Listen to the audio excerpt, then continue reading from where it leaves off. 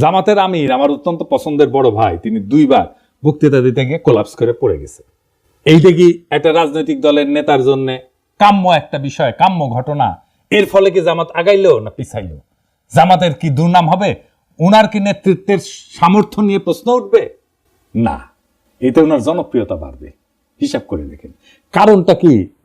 এতে একটা আবেগের সংহতি তৈরি হয়। নেতা যদি হঠাৎ অসুস্থ হয়ে পড়ে, জনগণ তাকে রক্ত মাংসের মানুষ হিসেবে দেখতে শুরু করে এবং একটা সহানুভূতির ঢেউ তৈরি হয়। মানুষ মনে করেন তো দেশের জন্য এরকম করছেন, এই অনুভূতি কাজ করে।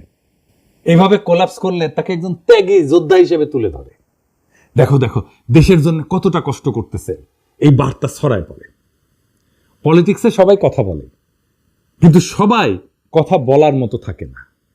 আর যখন কেউ কথা বলার মাঝখানে হঠাৎ এইভাবে নিঃশ্বাস হারায় ফেলেন, তখন মঞ্চ কেঁপে ওঠে। একটা শরীরের পতনে তখনই শুরু হয় এক নতুন ধরনের রাজনীতি।